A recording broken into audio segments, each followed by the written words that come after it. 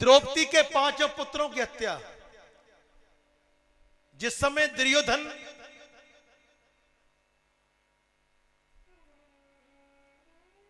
युद्ध में घायल हो गया, जमीन पर पड़ा हुआ था, तो उस समय अश्वत्थामा आया और अश्वत्थामा ने देखा कि मेरा मित्र इतना बलशाली, 10,000 हाथियों का बल उसमें था दुर्योधन में। आज ये बलशाली योद्धा जमीन पर पड़ा हुआ है।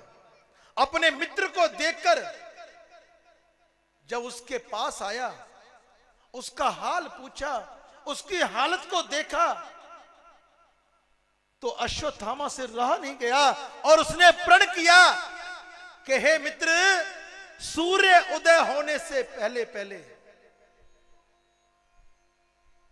सूर्य उदय होने से पहले पहले मैं 5 पांडवों का सिर काटकर तुम्हारे चरणों में रख दूंगा। अगर ऐसा नहीं कर पाया तो मैं तुमको अपनी शक्ल नहीं दिखाऊंगा। वो चल दिया वहां से, लेकिन जिसके साथ मुरली वाला है उसका कोई क्या बिगाड़ पाएगा। जिसके साथ गोविंद है उसका कोई क्या बिगाड़ पाएगा।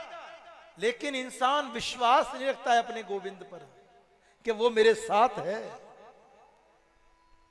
वो मेरे पास है। गोविंद ये सब बात को समझ गए कि आज अश्वत्थामा बहुत क्रोध में है,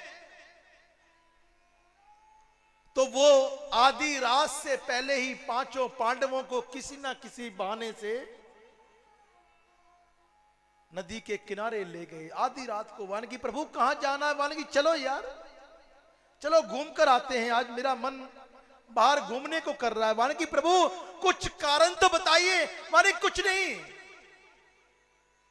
तुम चलो मेरे साथ। गोविंद 5 पांडवों को लेकर चले गए और इधर द्रौपदी के 5 पुत्र सो रहे हैं।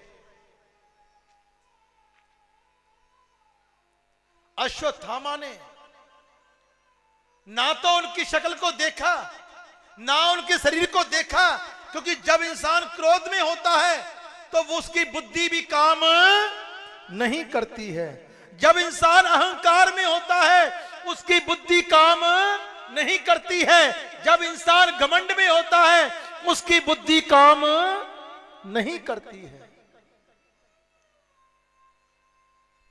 उसमें अहंकार भरा हुआ था कि मैं मार कर लाऊंगा आज, उसमें घमंड भरा हुआ था मैं मार कर लाऊंगा आज।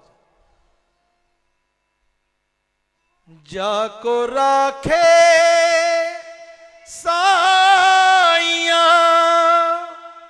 मार सके ना कोई, जाको राखे साइया और मार सके ना कोई, बाल न बांका कर सके जो जग बैरी हो।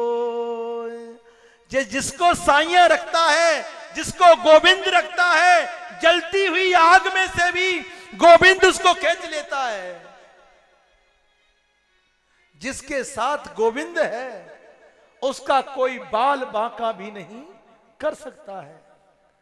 चाहे तुम्हारे आगे हजारों मुश्किलें आ जाएं, हजारों मुश्किल, हजारों कष्ट आ जाएं, लेकिन अपने गोविंद को कभी ना भूलना। उसका नाम अपनी जबान पर रखना। वो तुम्हारे हर बुरे समय को दूर कर देगा, वो तुम्हारे हर बुरे कष्ट को हर देगा, वो तुम्हारे हर बुरे समय को तुमसे दूर कर देगा। बालकपन में तो तेरा वैसे ही खो गया, जवानी आई तू जवानी में घूमता रहा, अहम में घूमता रहा। जब बुढ़ापा आया तो तू तब भी अपने ग्रस्त में लगा रहा, तेरी जवान पर एक बार गोविंद का नाम नहीं आया।